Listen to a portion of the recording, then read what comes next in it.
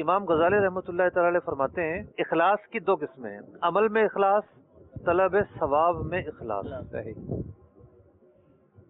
اب کہنے کو تو یہ تین الفاظ ہیں، لیکن جو معنی امام غزالی رحمۃ اللہ تعالی نے بیان کیا ہے نا،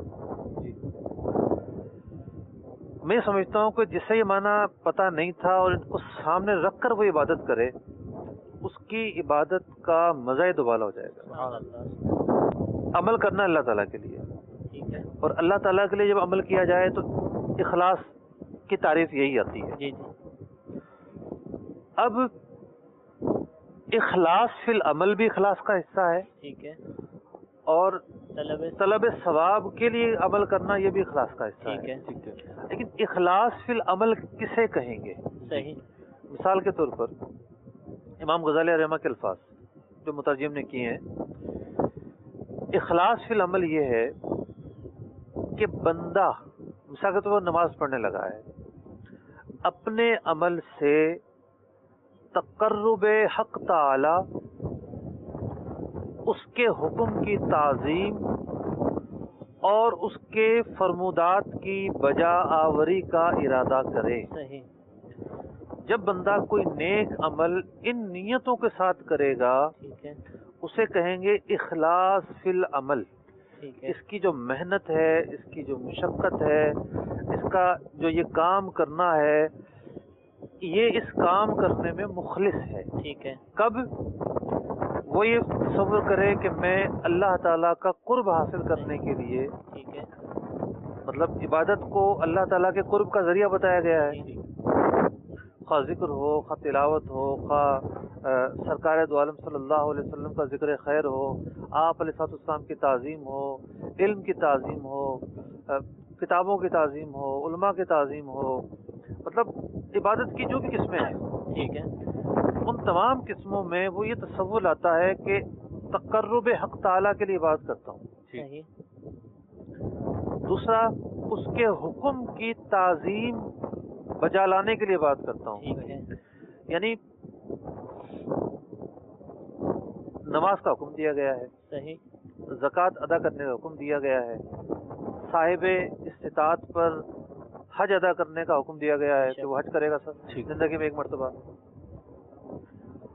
اب وہ اس حکم پر عمل ہی نہیں کر رہا، ٹھیک ہے، اس حکم کی تعظیم تو نہیں نہ ہوئی نا، بالکل.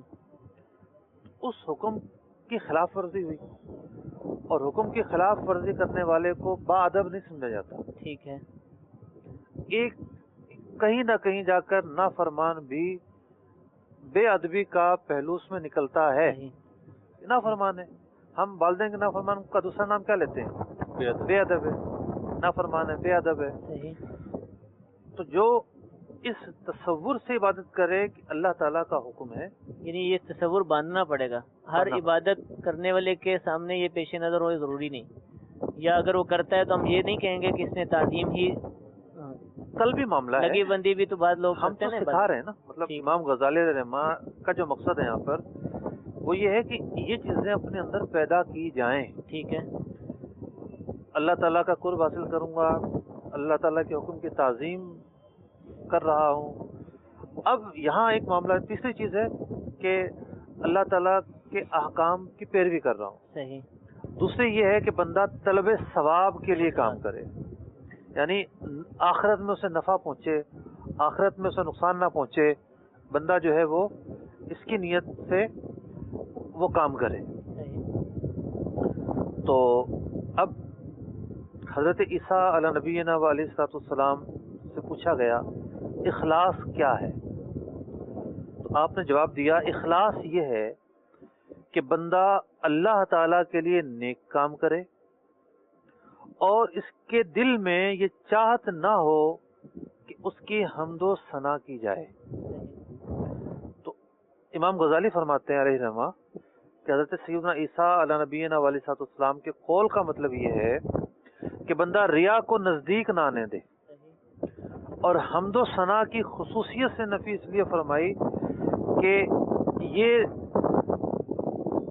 ان اسباب میں سے ہے کہ جو عبادت کو خراب کر دیتی ہے.